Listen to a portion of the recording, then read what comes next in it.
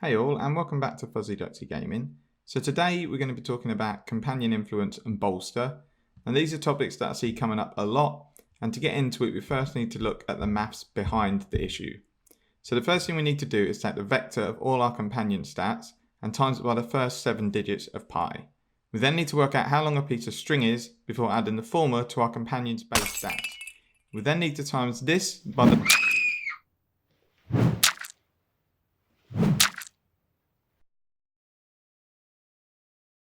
Oh, shut up, you tart. Okay, so enough of that rubbish. This does not need to be a long video. I've had lots of messages of people asking how bolster and companion influence work, and they're worried about how much to spend on each and what one to concentrate on. So the real truth is that bolster and companion influence do very little. They add a very small number of stats to your companion, which are then transferred to you via your bondings. So obviously the higher your bondings, the higher this number. The reason it's a garbage stat is firstly, it only applies to your companion, doesn't apply to the companion gear that they have, and it doesn't apply to the rune stones that are slotted within this gear. So that means that basically the higher your level of a companion, the more stats you get transferred, but it is a very small amount. It also means that until they increase companion level, which hasn't happened in a long time, that number is going to be static. So the bolster and companion influence that you have today, in a year's time, it's not going to be worth any more. Whereas nearly every other part of the game, your stats will increase, they'll go up. Companion influence and bolster will not change. So even with rank 15 bondings, 1% of additional bolster to my bullet pup gives me 43 points in each stat.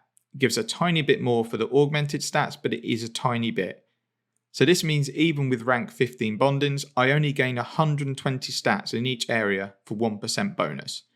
Now, considering 1% is the difference between rare and legendary companion level, this makes this an absolutely ridiculous stat to even consider trying to increase if it's going to cost you money. The way bolster works is that you get 0.5% extra bolster bonus per rarity of your companion, and it takes the top 5. So if you have 5 legendary companions, you get 15% bolster. If you had 5 epic companions, you get 12.5%. So each rarity increase per your companion adds 0.5% bolster. So as we've gone through the stats, it's literally nothing. So really I wanted to round this video to say, do not even bother with bolster or companion influence until you have everything else sorted on your character. So when we come to companion influence, for example, again, this is a static figure. It won't change until our companion level increases, if it ever does. So at the moment, you can add between 3,000 to 4,000 stat points across the board if you've got all max dark enchantments, but it costs a small fortune. The other alternative to consider is tactical enchantments, which give a really good boost to income and healing. They are getting nerfed in mod 17. They're going to come down, I think, to the same level as darks. So if a dark gives you 7% companion influence, the tactical will give you 7% income and healing. But these get better as your character and other people's characters get better. So let's say we had 10% income and healing.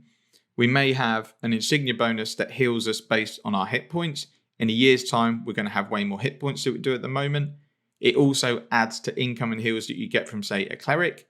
So if you look at one cleric today and look at him again in a year's time, they're going to have increased their stats, they're going to have increased their power, they're going to have increased their outgoing heals.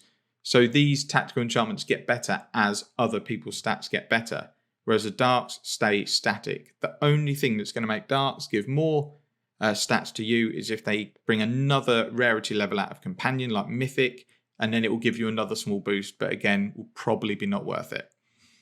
So a lot of that might be jargon and people might be a bit confused by it. So to summarize, unless you're someone who is 100% min-maxer, needs everything to the nth degree, yeah, sure, look at bolster and companion influence, but do it last. For anyone else, I literally would not even think about it until you get to the stage, if you ever do, where nothing else needs working on your character, and you can then look at spending what AD you've got buying extra companions or leveling up some dark enchants. So I hope that helped. Feel free to leave questions or comments on the video, and I'll respond as soon as I can. But until then, thank you for watching, and we'll see you in the next video.